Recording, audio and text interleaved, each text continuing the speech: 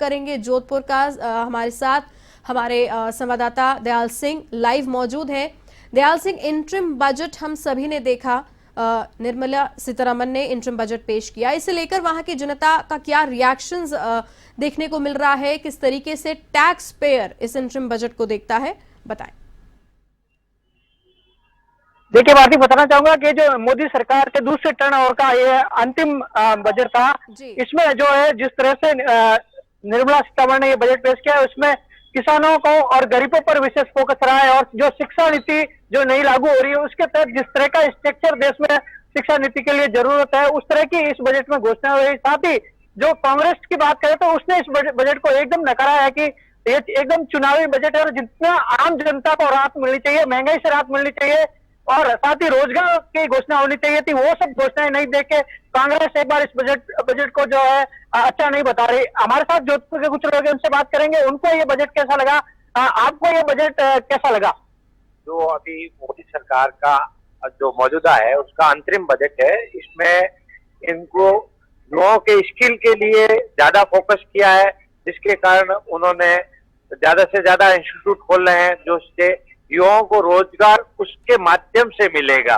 साथ ही इस बजट में 4 चीजों पर फोकस किया है, गरीब, महिला, किसान वर्ग और युवा, इनके पर ज्यादा फोकस किया है और इनको ज्यादा से ज्यादा सुविधा मिले, इसके लिए इस बजट पर फोकस किया है। और साथ ही इस बजट के अंदर जो आयकर में स्लैब में होना था, जो विस्तार होना था, इस बजट में नहीं किया है।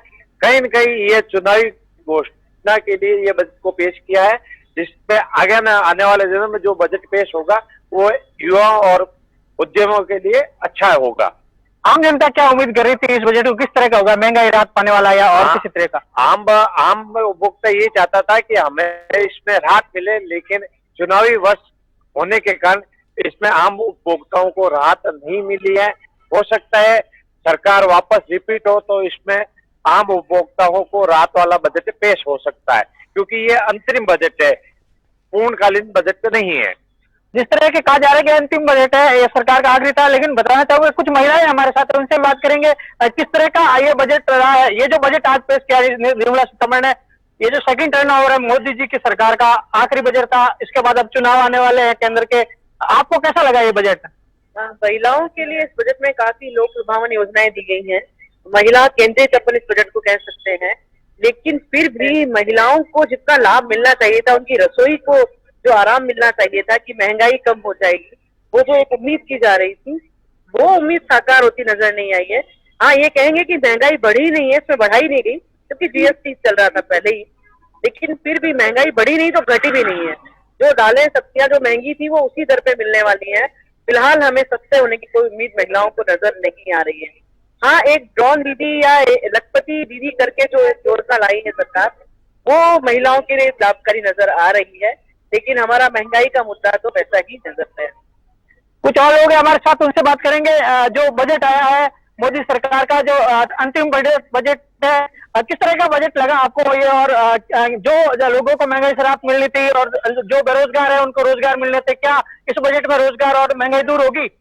देखिए, ये केंद्र सरकार का सर्वस्पर्शी बजट है और इसमें पूरी मोदी जी की दृढ़ संकल्प झलक रहा है, जो हर वर्ग के लिए इसमें ध्यान रखा गया है। साथ ही जहाँ तक ये पिछली जो सरकार है कि रेवड़िया मारते आगे चुनाव डर के मारे इसको करती थी, वो इसमें नहीं है। ये चुनावी बजट नहीं है, ये 2047 के विजन का दृढ़ बजट है और 2024 में ये दिखा रहा है कि वापस जुलाई में जब वापस सरकार बनेगी और निर्मला सीतारमण अपना बजट पेश करेगी निश्चित रूप से, और इससे विकास को नई गति मिलेगी। गरीबों को क्या राहत है इसमें?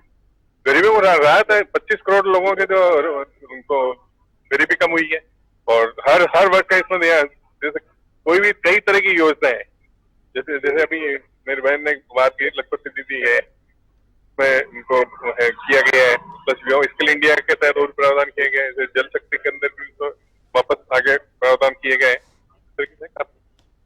जिस तरह से जोधपुर के लोगों ने बताया कि ये जो अंतरिम बजट है निश्चित तौर पर लोक लुभावना भी है और जो आने वाले जो इंडिया का विजन है उसके तरह का है। भारती, जी दयाल सिंह, तमाम जानकारी के लिए आपका बहुत बहुत धन्यवाद। तो ये थे हमारे संवाददाता दयाल सिंह, जोधपुर से हमारे साथ जुड़े थे, जिन्होंने विस्तार से बताया कि किस तरीके से टैक्स पेयर इस इंटरिम बजट को देखता है। और क्योंकि इस बजट का जो मेन फोकस है वो महिलाओं पर रहा, गरीबों पर रहा, युवाओं पर रहा,